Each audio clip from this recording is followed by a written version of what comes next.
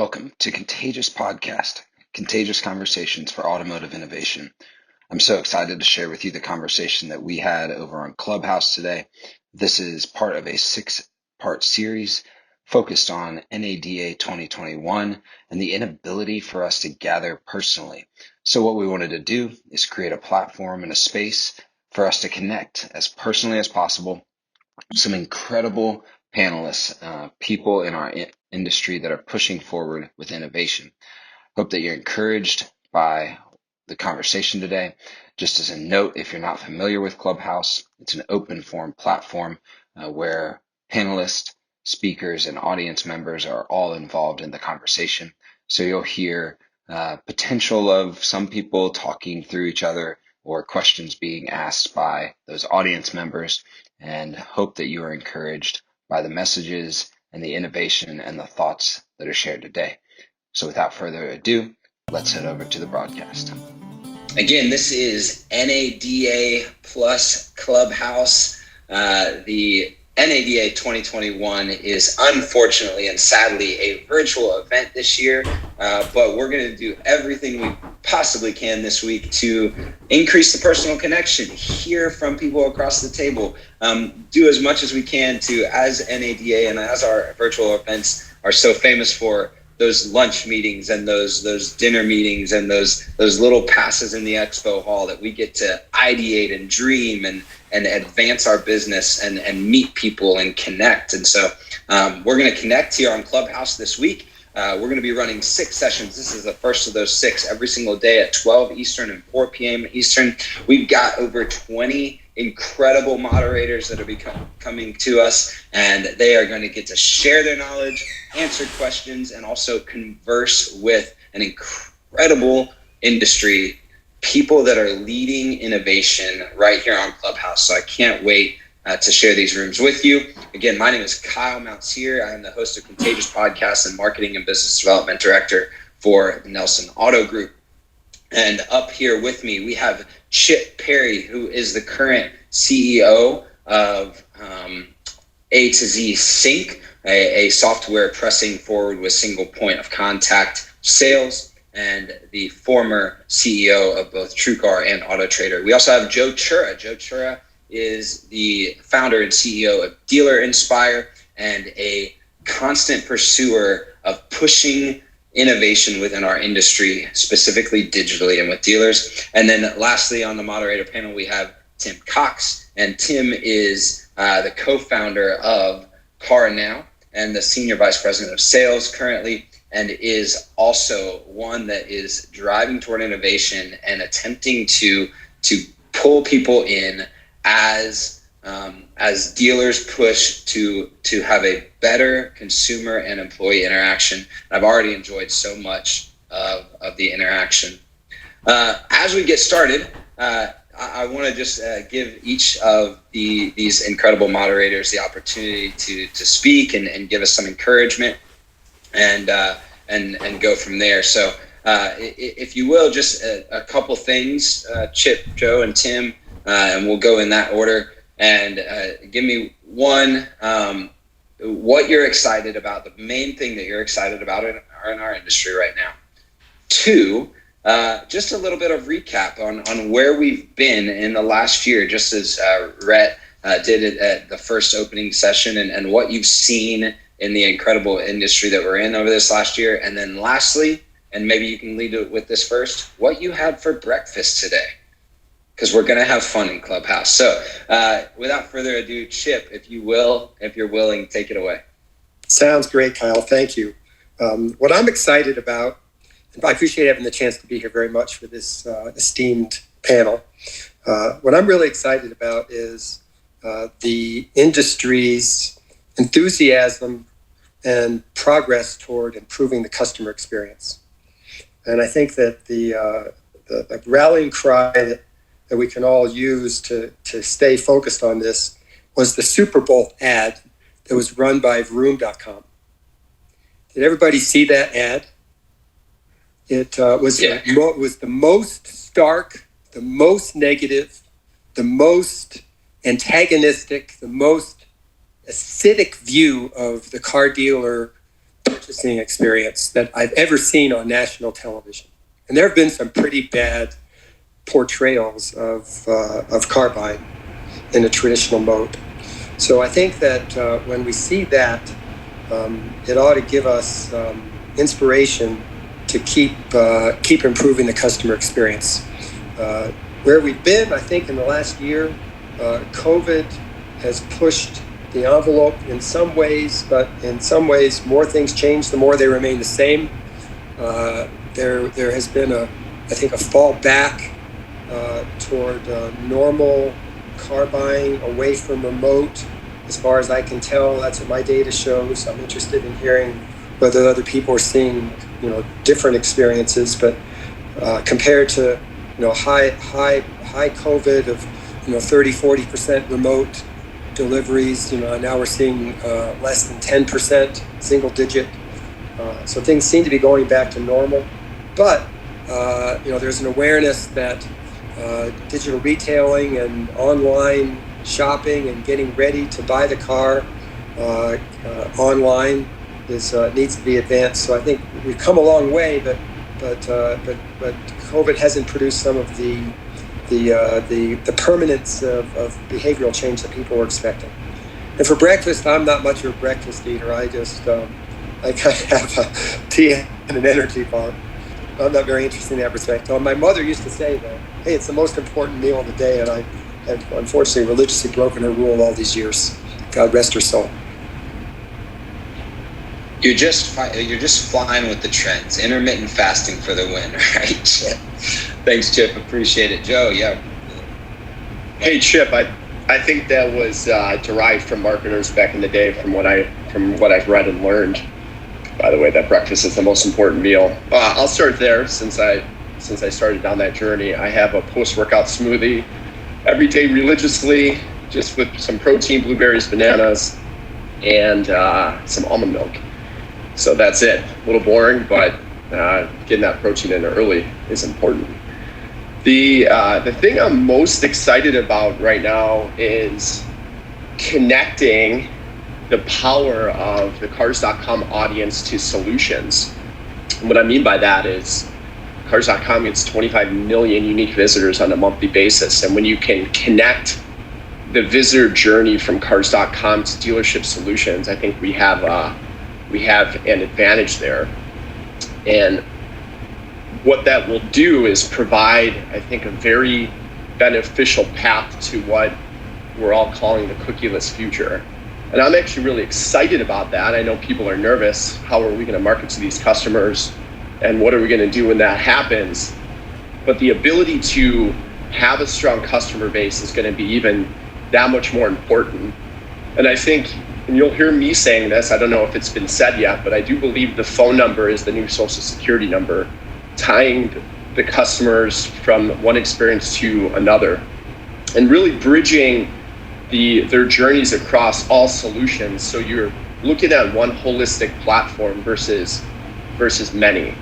So that in a nutshell is what I'm excited about. And I think what that'll do is two things: provide a less friction consumer experience, but something that's overlooked is a less friction dealer experience, where dealers can do more with less, and they don't have to have 20 different vendors for 20 different solutions. And you have a one-stop shop with our company. Hey, there's work to be done to get there for sure. But I think, again, having an audience is one of the most important and sometimes the most underrated thing you can have. What I've seen in the last year was very profound. I've seen an acceleration of technology, of understanding of what dealers can do. I've seen a lot of dealers do better, for lack of better words, in the sense of understanding what the customer needs are and providing the ultimate flexibility. I've also seen some dealers not want to change. And as I talked on CBT News recently, I really believe to combat the rooms of the world, we need to ensure that change is happening in the places where it's not. I know from experience that there's many dealers that provide and have provided a frictionless experience for many years. I personally know them, I'm friends with them. And there's, without even any technology being used, they over a decade ago, they were delivering cars 100% online. And that was simply through a conversation. And that's the most important thing here, is that yes, Tim and myself and Chip, we're building cool technology that's going to enable customers and dealers to create better experiences and to have better experiences. But the bottom line is, it comes down to communication. It comes down to how can you interact with the customer in a way that is beneficial to them. And I've seen that grow leaps and bounds. And I think because of COVID, the industry accelerated itself more in the last year than it would have done in the last 5. So I'm really proud of that. I think there's a way to go, but really what it comes down to for the next year is flexibility for customers and dealers. And by the way, Kyle, thanks for having me on. Super pumped that you stepped up to this. And I think, a forum like Clubhouse is perfect for NADA because it allows us all to have a conversation versus having a stage and talking at someone. So thank you for doing this. Yeah, of course, I'm excited about it. Tim, what you got? First of all, let me just say that I am definitely the low man on the totem pole here. Kyle, one of the best and brightest in our space, and Chip Perry doesn't know this, but he is truly a hero of mine. He handles everything with excellence, everything with character, everything with humility, and I've watched him from afar. And someone once said that the true measure of a leader is not watching what they do, but what people do because of them. So Chip, thank you for being a rock in our industry for so many years. And then Joe Chura, although we are competitors, Joe Chura is a friend, and we have been walking in lockstep, especially this past year with certain OEM programs. And it wasn't about attribution, it was about serving the dealer. So I also have, before we even get started, the utmost respect for Joe Chura. He has just done a fabulous job and is also a pillar making change in the automotive space. So thank you guys, and thank you, Kyle, for putting this together. I'm excited about, quite frankly, Clubhouse. I'm excited about, I sat behind the desk for almost 20 years. I'm excited about, being able to see what's really happening in our industry, and being able, instead of once a quarter, going to with my financial statement to my 20 group with 19 of my peers, having real conversations on what's happening on the ground. The problem with going last is just to concur a lot of what Chip has said, with the Vroom commercials and things out there. How we as a dealer body, I'm excited about seeing change for myself. I'm excited about, David Kane, who I think we all know, mentioned on a podcast we had about 6 or 7 months ago. He said, experience is the new brand.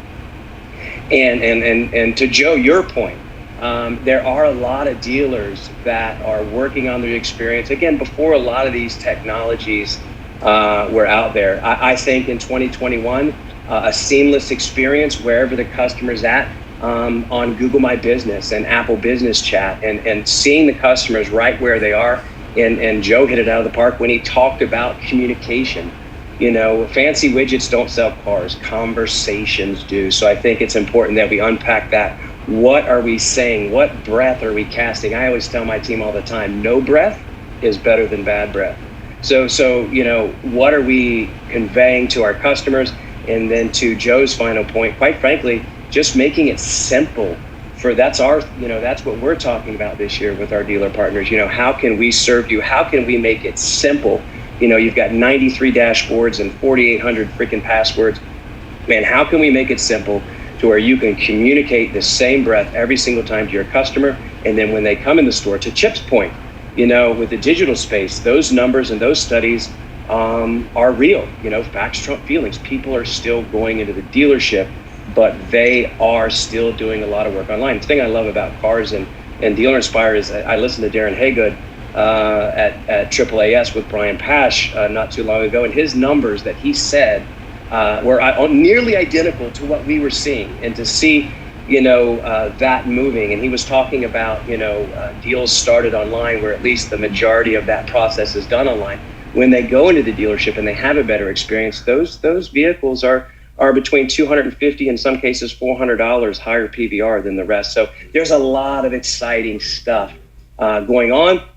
And quite frankly, because of NADA, everybody has their pitch in their bag, right? There's no booze, there's no, everybody's got something new. I think the end-to-end talk, right, with the DR providers is now, but what does that really mean? I'd love to unpack that today.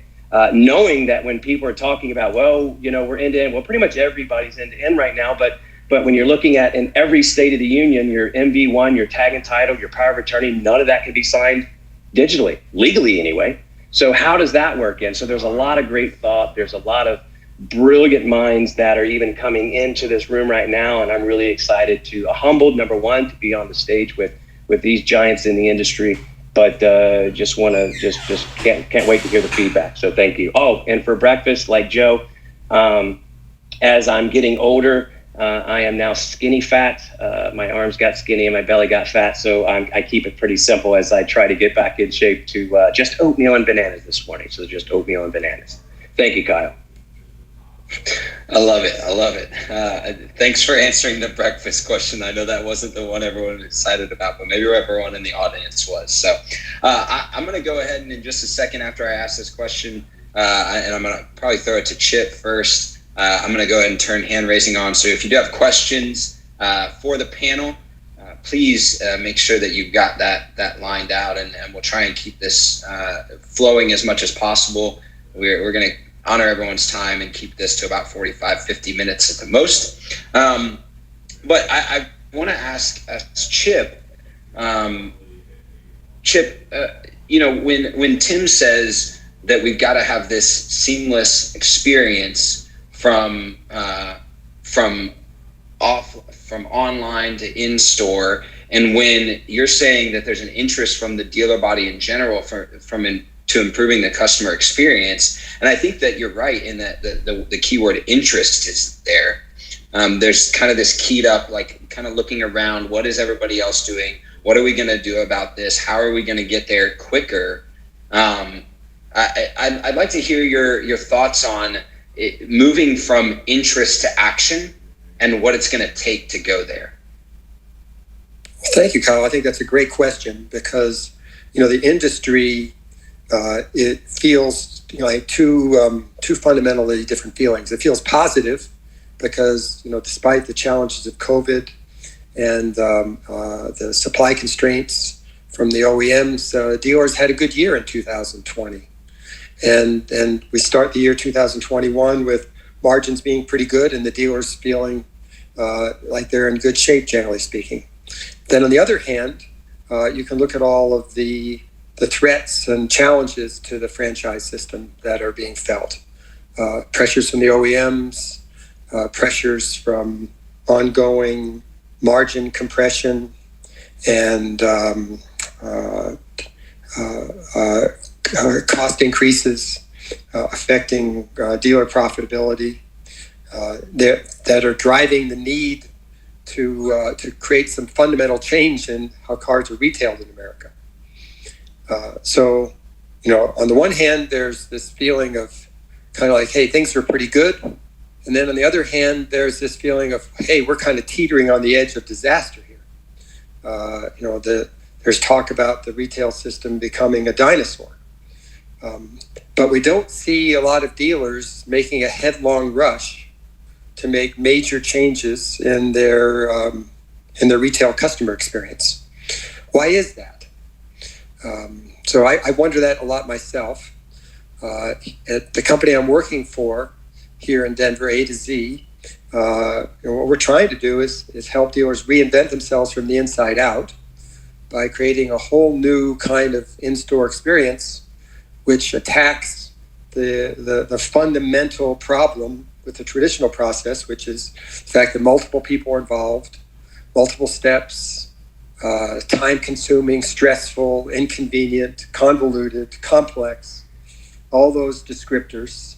Although there are many great dealers in America who do the best job they can within the constraints of a complex, convoluted traditional process. They please as many customers as they can. They do the best they can, but they still dramatically suboptimize compared to what an ideal state of automotive retail might be, in which a car is sold by one person, very simply, conveniently, very transparently. And so what we're working on here in Denver is a system, along with training and consulting, to help dealers adopt a new way to do business. We call it one-person selling.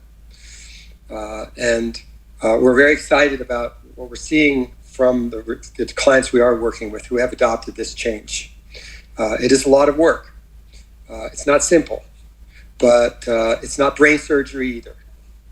And on the other end of the change, the transformation, is a dealership where the customer is dramatically more satisfied.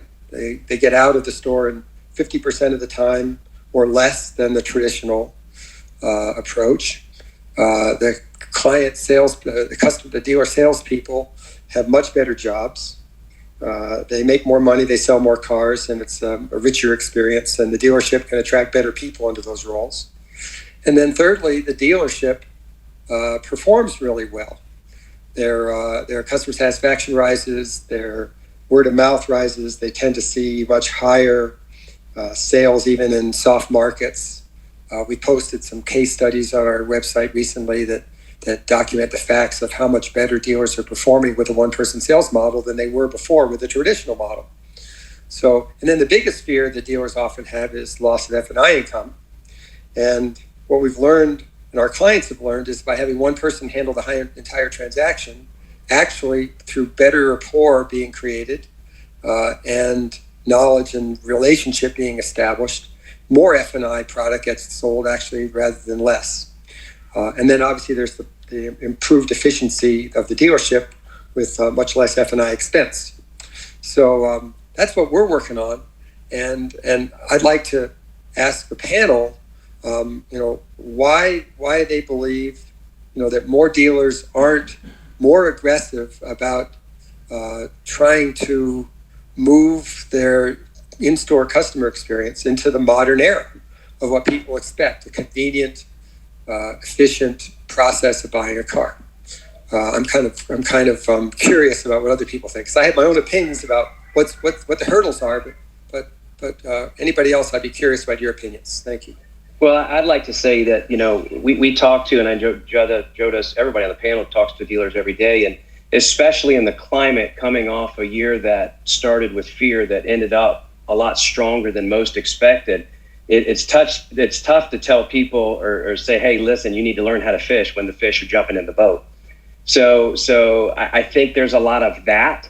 And I think to change that is taking, not necessarily case studies, but just stories of like, again, Darren Haygood and myself and others were sharing in different avenues on higher PVR, because it is proven that when there is less friction, or as our friend Bob Lanham likes to say, frictionless, consumers respond. So it's just getting those out and making it easier. If we can, whether it's software or a process, if we can go to our dealer body as an automotive industry and present them an easier solution, I think that's when we'll see adoption. But again, you've got most people that have been behind the desk for decades, and they say, I'm doing well, and I had one of the best years that we thought we had, so why do I need to change anything? So that's what we, at least myself, I'm hearing over and over again. Yeah, I bet I'll add to that too, Tim, with almost the same comment. That the best time to fix the roof is when the sun's shining. And right now, and it has been shining, despite all of the adverse kind of initial reactions from COVID and dealerships having to furlough and going through all that stuff. And at the end, they had a really good year. But I would say that, in the 80s, Kodak had a pretty good year as well. And they totally missed the boat on digital adoption. And right now, you can clearly see what's happening in our space. The large dealer groups are creating aggregated portals of inventory, and they're going to, and it's happening, creating a more seamless experience for consumers. So it needs to change. It needs to constantly evolve. And I think in some pockets, like I had mentioned a few minutes ago, dealers are already doing that. But because things are good now, it is why there hasn't been enough change from every dealer across the board. I think, again, in pockets there has been, but you can easily point to examples. And I know that, Jim on CBT, he had some good examples of, he's in the space, he's going to dealerships in Atlanta, his hometown, having conversations, wants the prices of a vehicle and can't even get it. And the desk manager's walking, the salesperson's walking back to the desk manager, going back and forth. No technology in the world can solve that. That is a process improvement opportunity. And you have to go in and almost experience it as a consumer to really kind of see what's going on. It's almost like you got to zoom out. And you can't do that with your employees. You have to do it with other people that are unbiased. So I would say that, in the end, it's because things are going well, Chip, that change is reluctant to happen in certain pockets, but other dealers are realizing that. And I do really believe that the ones that are catching on are going to be the ones that, we're talking about in the next few years. It's great. It's great to see Matt Loffridge here in this group. He's a very progressive Hyundai dealer near Atlanta. Matt, what's your opinion on this? Hey, Chip, and Joe and Tim, and you guys I have to say, y'all are my three favorite people, especially in this technology industry that really support the dealer. And I wanted to piggyback off what you said earlier, Chip, with the Vroom, and then the whole group is talking about why it's hard to change. And there's a lot of, I think, underlying issues that haven't been solved. And one of them is the OEM. And with the OEM that talks about wanting the dealers to be progressive, the problem is they keep incentivizing old school mentality with facility changes and facility upgrades and things like that. And I know with Hyundai, everything's about the facility versus what you're investing in with technology. And then I think there's a second issue where most dealers like myself, we don't have the budget to create our own technology, so we rely on great platforms like Tim's Car Now or Joe with Dealer Inspire, TrueCar, etc. And we're limited to what those programs and widgets can provide, but you're still not getting all banks getting away from wet signatures. We're still not getting some technologies that can really integrate. So when the GM or sales manager has a choice whether to use something that's proven and hasn't broken, and the OEM really does support it financially, they're going to stay a little more old school versus trying to go down the digital retail tool that I think is the right way. And I think we need a lot of support on the vendor partnership sides to help alleviate some of those problems. Yeah, I'll just say, I think, and to Chip's point here, last year I would call like the year of digital retailing, and the much harder change management, especially what Joe is talking about from a process standpoint, is showroom retailing. It's a much bigger undertaking than plugging in a widget.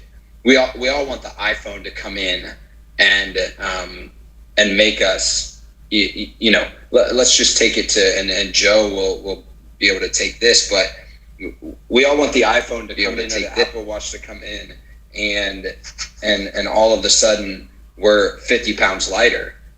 But it takes your personhood adopting a process to make you 50 pounds lighter, if that's what you're after, and I think that's where we've gotten the rub on there. I want to be, Jason was the first one to the stage, and Zach, I will get to you. I know you've unmuted it a couple of times, but Jason, what do you have for us? What question? Hey guys, I guess, two things. One, to reference kind of what was being talked about.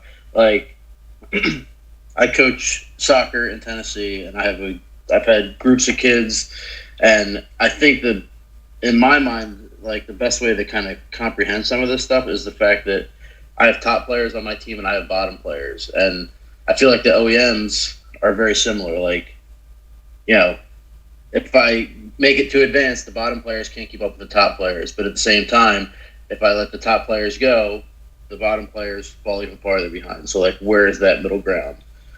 And I guess my other big question, I guess, is like, it was mentioned earlier talking about the Vroom commercial. Like, how do we as an industry respond, and how do we as individual dealers respond? Like, what are your guys' thoughts?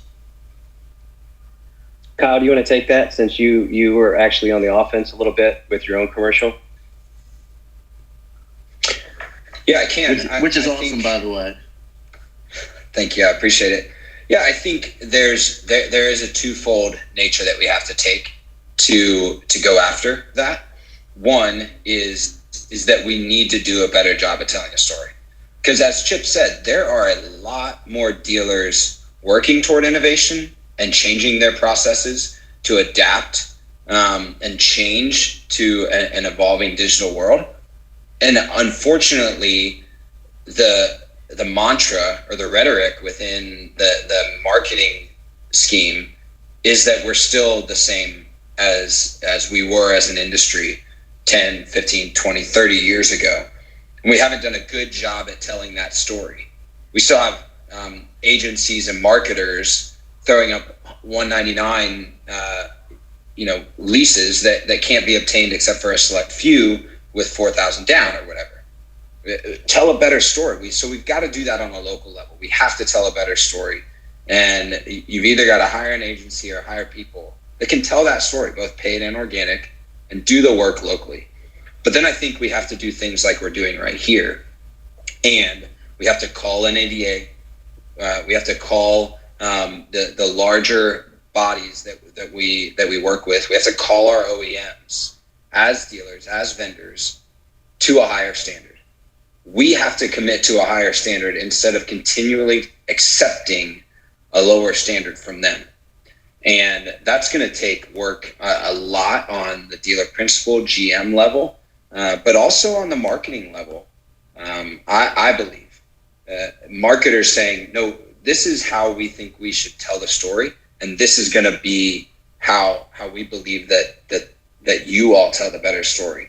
This is going to take grassroots work to fully change. And then also offline conversations, and maybe it's threefold.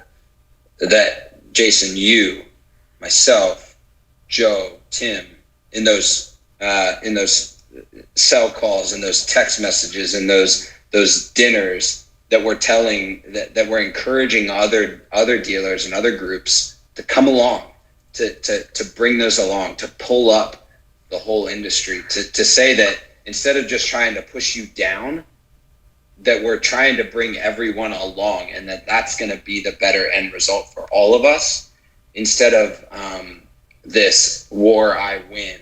It's a war together and we win, if that makes sense.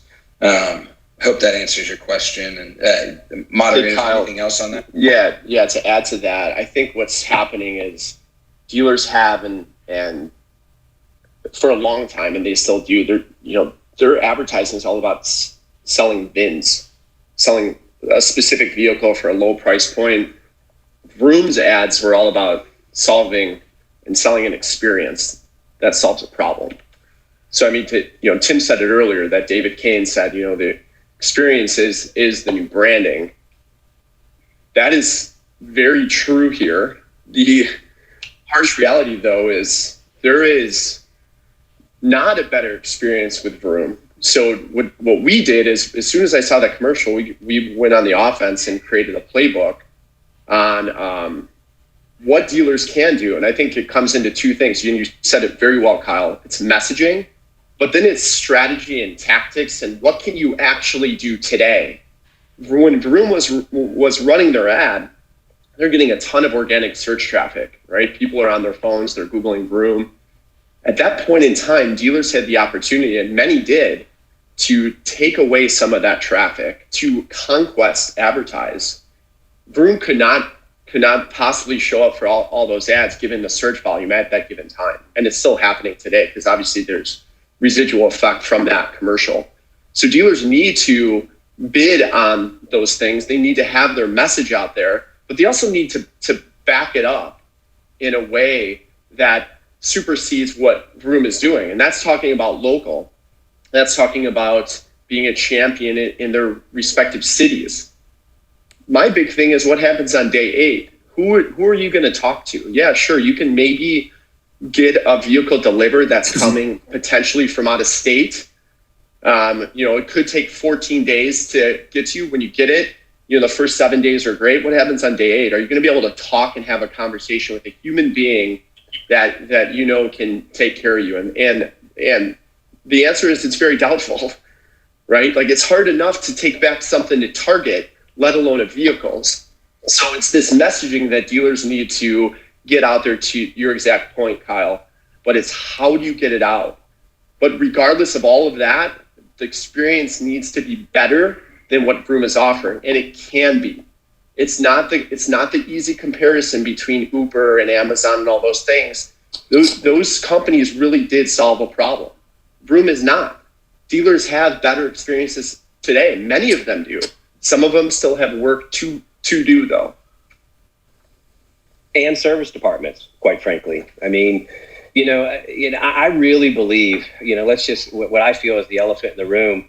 A lot of us on this call spent time in the dealership, and as a salesperson, 25 years ago, you watch your general manager, your dealer principal go off to a 20 group, and somebody has an idea, and they come back and they're all fired up, and it lasts like 3 or 4 weeks, right?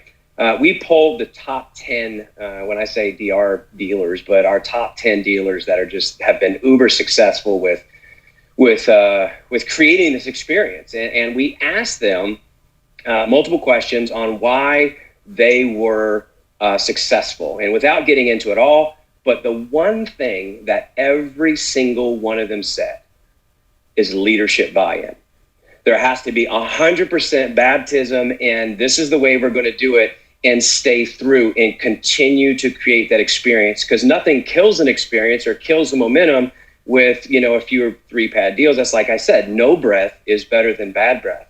So I really think, again, what we are seeing, and I think others on the panel will see, the dealers that are, even with a single point of contact, with what Chip's doing and Kyle, what you're doing, there has to be leadership buy-in. I always tell people, absolutely. Your direction determines your destination. Man, just in life, we are where we are financially, with our spouses, with our careers. How many cars you sold last month, last year are direct results of decisions that you made months or years ago. So we've got to, as leadership, cast the vision, make sure that we stay focused, whatever that is, whatever company we use, cast the vision, say, this is the experience, we are going to make a difference, and then take the first step. And the dealers that do that is 100% success rate. It just doesn't fail. But we've got to do that and not waver from it. Completely agree. Kyle, I was going to ask you, from the Nelson Group, you guys have created such a demonstrably better one-person sales model that has tremendously upshifted the customer experience and produced a much different dealership environment. Can you tell us a little about your story, the journey that your group went on in Oklahoma and in Tennessee to grab the bull by the horns through leadership, as Tim was just saying, to really make a big change happen at your group?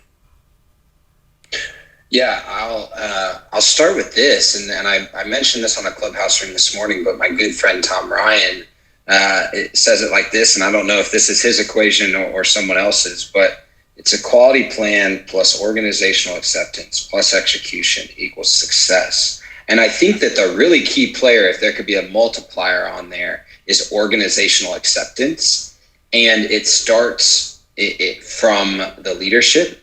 What I absolutely loved about the way that we went through this whole process, and to be fair, it was from the time we visited the first store that was doing what we wanted to do, it was a 7-month process to walk through. But that 7-month process was so rewarding. And what I'll never forget is that when we started to go train this, we started and the leadership, the absolute top leadership in our dealership, was in those rooms. And not just that, but they were the first ones to role play. They were the first ones to memorize the word tracks, the first ones to go after that. And that's told everyone in the room, this is valuable, this is important, and you can follow me into this new unknown. So then, of course, we're a single point of contact store now. We do not have finance managers. And I think that there's probably a time coming, and maybe sooner than we all thought, that's a reality for a wide gamut of the dealer base. It's not for everyone right now because there needs to be a culture shift and a process writing process, but it does take a long time. But the results on the other side are super rewarding. But you cannot have it without leadership buy-in. With that, I do want to get Zach has unmuted a few times. Zach, what question do you have for the panel? Yeah, it was more of just following up with what Chip was saying when he asked that question, and would just love to add and add to that if that's possible. And honestly, it goes along the lines of what you just said too, right? It's I feel like as GM leaders, right, we're so unfortunately short-sighted. We've got short-term goals and short-term targets, and it's hard. It's not easy, right? It's hard to make that sacrifice, that commitment. But we talk about how hard it is to connect with the customer today, but who takes care of the customer, right? How do we expect the whole experience to change if we don't figure out a way to connect with our employees better? And so, the crazy statistic about over 60+% of new hires coming into our industry, are millennials. And for them, I think the hardest thing for leaders today is, most of us, we figured it out, right? We didn't have the proper structure and had the investment and development. We were just good at what we did, and it was hard work ethic and commitment to make it happen. And I think as leaders, unfortunately, and I'd love to get your guys' insight, but it's like we can't expect the same thing out of our people that we expect of ourselves. And that was hard for me in my career. I was the first one in, last one out, and it's like it's hard to expect just absolute perfection. And I'm not saying perfection, but just all-out commitment to the job, because right now they're motivated by something that's completely different than what we were motivated by. And so not only is it hard, again, connecting with the customer, but as the employees, we have a hard time connecting with employees because, like you just said, leadership. And so how often are we not only changing our process and implementing training process or training programs, but how often are we teaching leadership to our managers? Because most of them, were brought up just because we're good salespeople. They weren't great sales managers. I mean, they weren't, leaders, or they've never been taught how to train or to lead a training. They were just great salespeople. And so we forget that we can't expect those people to lead our people if they've never been shown to lead themselves. And so I'd love to know your thoughts on that. Joe, I'd like you to take a little bit of that. You have a lot of passion for leading people and driving them to results. Yeah, I think that's a very, very good point. You can purchase something or add something to your store, but if it's not adopted from the top down, it's going to fail. I'd also, and what I've learned leading Dealer Inspired to where it's at today, which we have over 650 employees that have grown since 2013, where we have 3. What I found is decisions from a little garage. Just the top garage. Pretty amazing. Yeah, definitely, Brian. Decisions just from the top down don't necessarily always work either. Like what I like to do is go to my team now and tell them the problem we're trying to solve. So essentially give them the North Star and say, here's the problem. Tell me how to get there.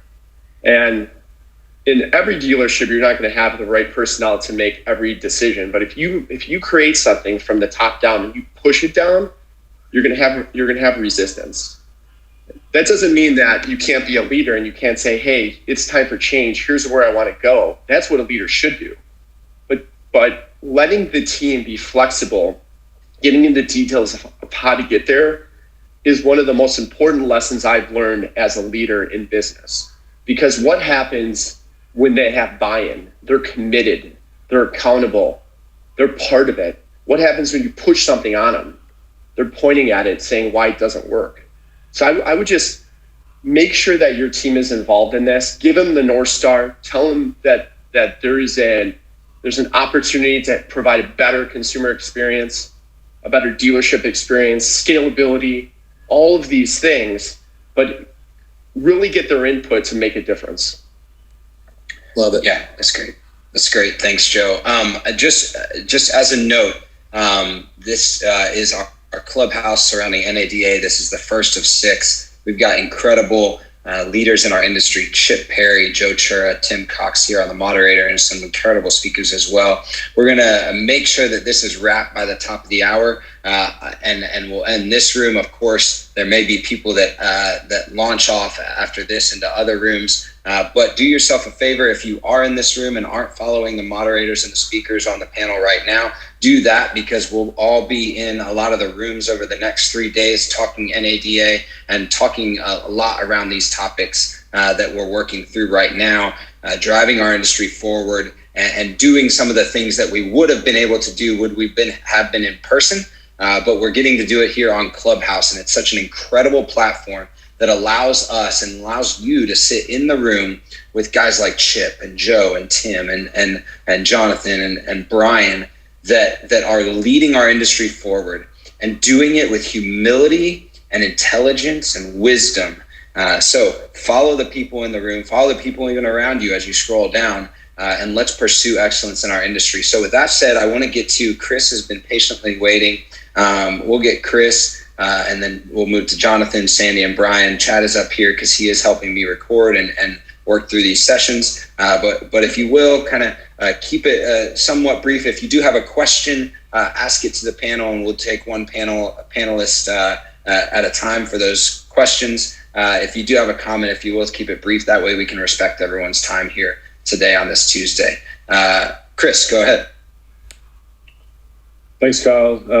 Chip, my comment and question was for you. I worked for a dealer group here in Dallas for some years that adopted that single point sales process, which was very successful. It was a change for us, obviously, in sales. We were used to, waiting on the pavement, getting a lead, pushing them off to finance, and doing that kind of cycle over and over and over again. But we grew really strong relationships with clients. We were able to, like you said, sell more finance products and had a higher penetration and all those great things that come along with just quality relationships with the people that you're working with. But so I'm on board for what you're doing. It's great for this industry. But my question to you is how do you adopt this change at scale? Clearly, this is something that we need to adopt. All these dealers across the nation need to get to this sort of single point sales process to grow the relationships with the people that they're working with. But from your seat, how do you see this kind of scaling out across the nation and really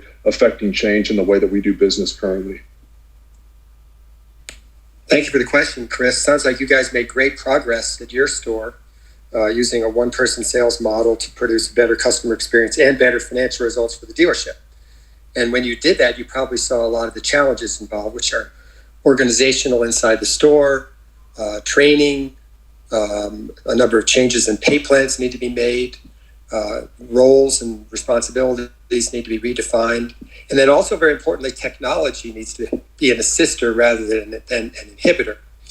I think to scale this idea, which is clearly needed, clearly desired by many dealers, but somewhat cautiously approached because of the factors we described earlier, where when things are working so well and things aren't broke, why fix it? But we are teetering on the edge of, I think, a significant sort of tipping point of the need for massive, rapid, experiential change at the retail level in our industry in order for the industry to preserve its health over the medium to long term.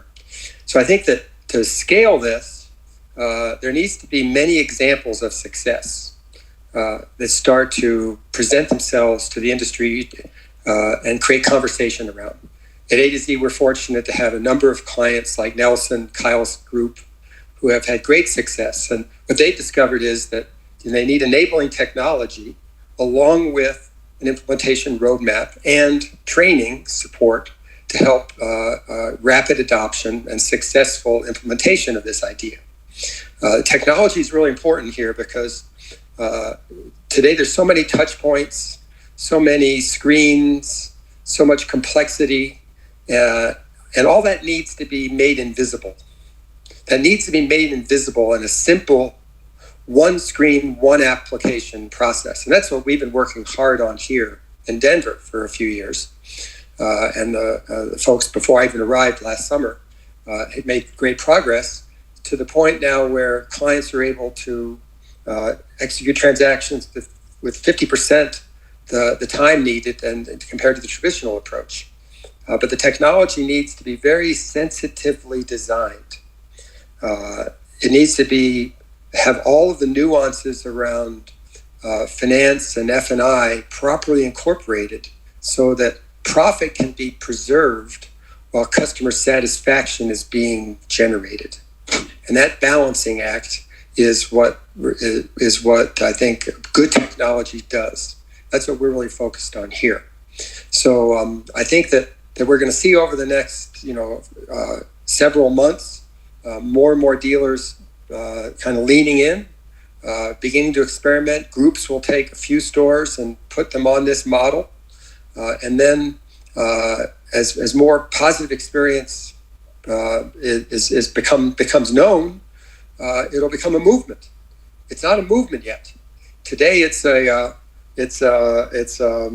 got some green shoots, I would call it. There's some green shoots sprouting across America right now, where dealers have taken the bull by the horns, have reinvented retail, modernized it, simplified it while keeping it profitable, challenging all of the traditional mindsets and ways of doing business along the way. It's a wonderful thing to see when it blossoms at a dealership. So scaling it is what it's all about now. I think it will require a number of players. There's a few of us who are advocating and providing the technology tools and services needed to help dealers apply these ideas, adopt them, make them successful. But it's going to take a little bit more momentum of the snowball going down the hill before it becomes a full movement. But a really great question, Chris. Yeah, thanks, Chip. Appreciate it. Thanks, Chris, and thanks, Chip, for that. I agree, and your panelists today are all in that forward momentum from a technology perspective, and I think you'll see each of them leading teams that are driving toward not just technology but also process innovation. Jonathan. Yeah, hey, my friend, I appreciate this. I'd like to try to see if I can offer a different perspective, and this is, of course, coming from traveling around and being in by now thousands of stores. I feel like the real advantage of the systems being espoused right now is that there's an adoption of a process that is designed specifically with an experience end in mind, but it's the adoption that actually makes it, I think, more successful. Let me give you an example of that or metaphor. I've been to restaurants where you walk in and it's a self-serve experience. You walk in, you go grab your plate, you go grab your food, and in some cases it's raw food. You sit in front of a grill that's in the center of the table and you cook your own food. And you basically do everything yourself. Highly successful restaurant. I've been in restaurants where you go in, you get greeted, you sit down, you tell the waiter goes tells the chef then goes prepares the food, waiter brings it back. There's a runner between then getting drinks. Highly successful models.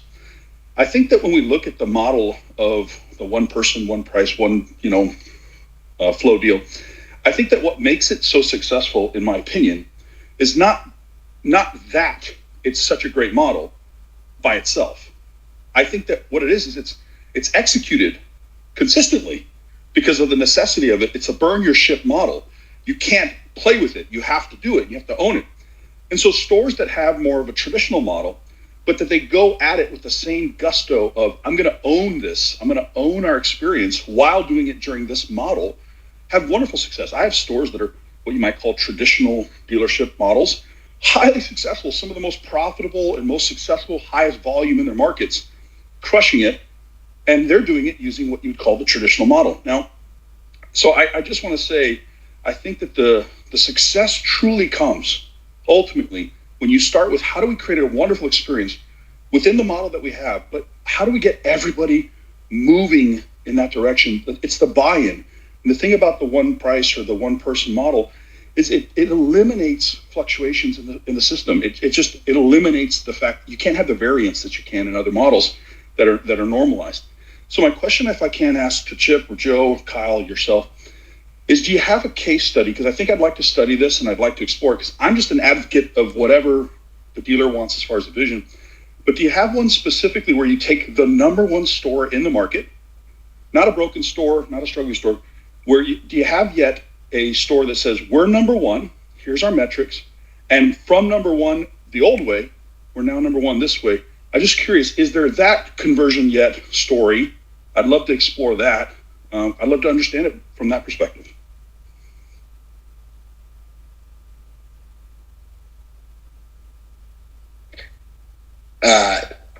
I know I don't personally have a specific example, although I know that, and maybe not the number one store, but some extremely successful stores that have transitioned, stores within the Walser Automotive Group, the Holler Group, and then in Canada, and I'm losing the name, I apologize.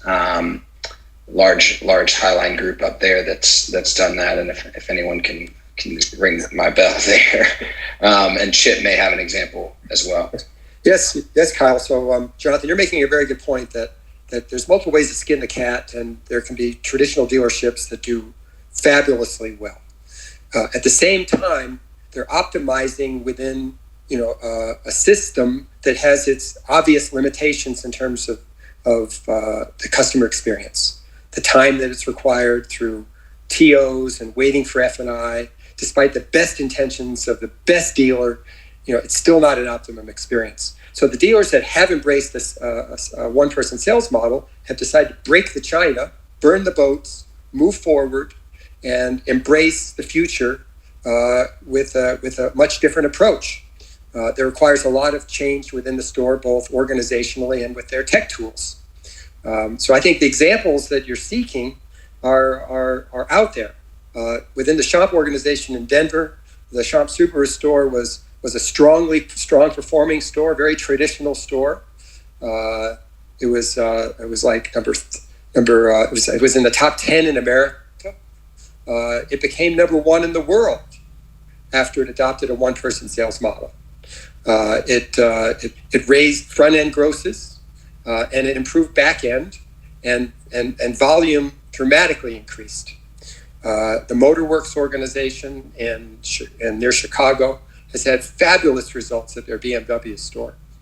It was already strong performing. So we do have case studies. They're on our website. We have short form versions there. We have long form versions available on request. Be happy to share those with you, Jonathan.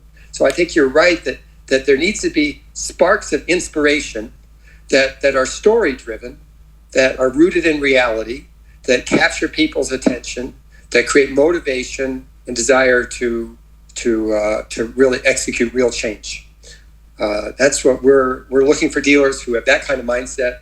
We're fortunate to have a number of them that we're serving today and onboarding as we speak. But John, we'd love to talk to you sometime about your experience about with this movement and where you see it going. Yeah, I would love to have that conversation with you as well, Chip. And my email address, by the way, is in my bio. If it's possible, if you're comfortable to send me an email with any of that. I'm just a lover of new ways of thinking and new ways of doing business. So I'm very interested. Love to do that. Thank you, Jonathan. Sandy, let's, if you can, keep it somewhat brief so that way we can honor everyone's time. I'm going to keep it to about 30 seconds, buddy. First of all, great commentary from across the panel.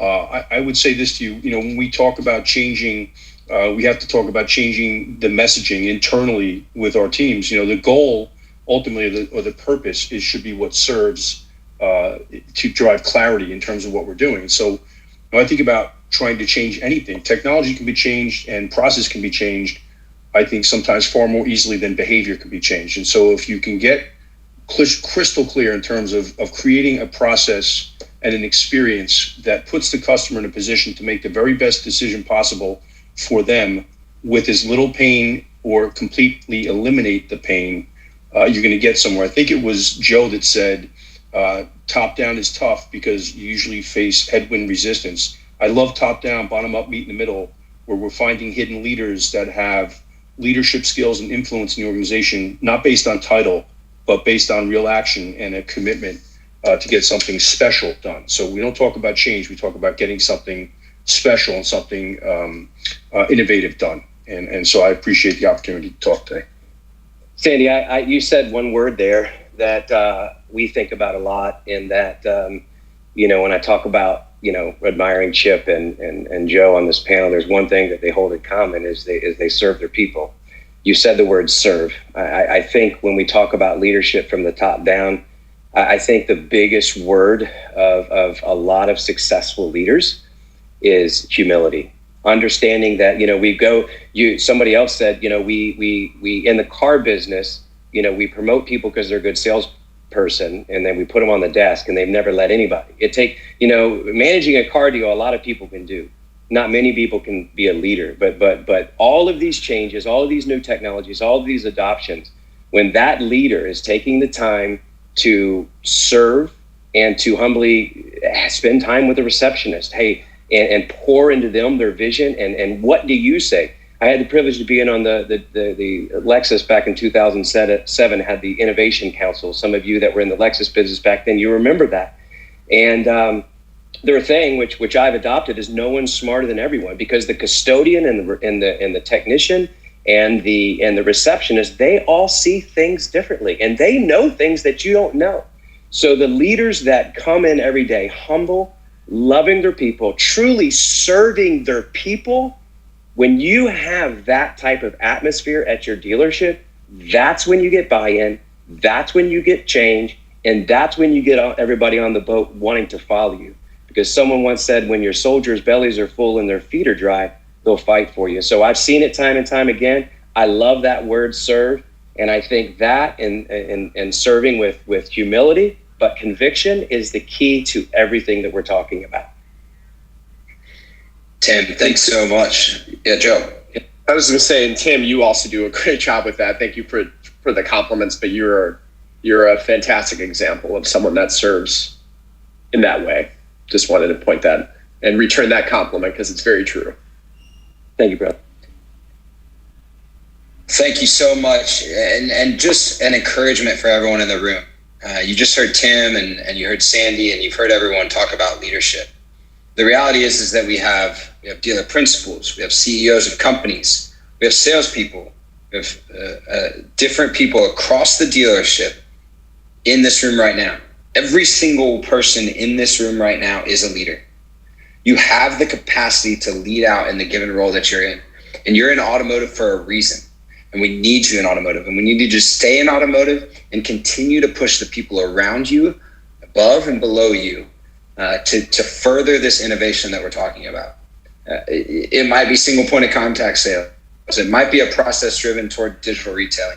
It might be overcoming an impressive challenge that happened in 2020. Whatever it is, you have the capacity to be a leader in our industry. You have the capacity to call other people to our industry, a diverse set of people that we would have never expected 10 years to be a part of our industry, that are going to take it in the franchise OEM side to incredible heights. We are going to beat the things that come up against us, and we are going to be an industry that's attractional for both new employees, new people to start career paths and grow career paths, and customers.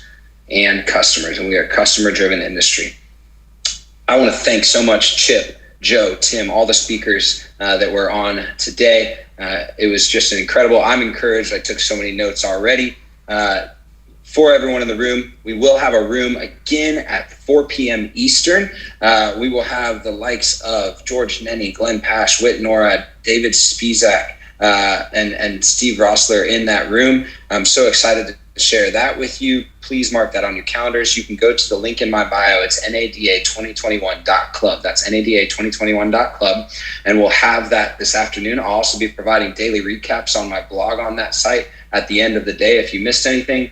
And this session was recorded and will be available on Contagious Podcast. You can find that wherever your podcasts are. We're going to go ahead and wrap this room. I thank you for staying in a little extra longer, but I think it was valuable, and I hope you got value out of this room today. Again, thanks, Chip, Joe, Tim. Such a blessing to be in the room with you.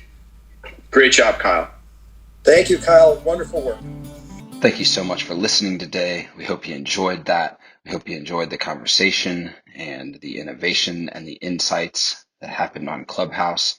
As always, please like, share, comment, give this to those in your workplaces or friends or family that may be encouraged by it.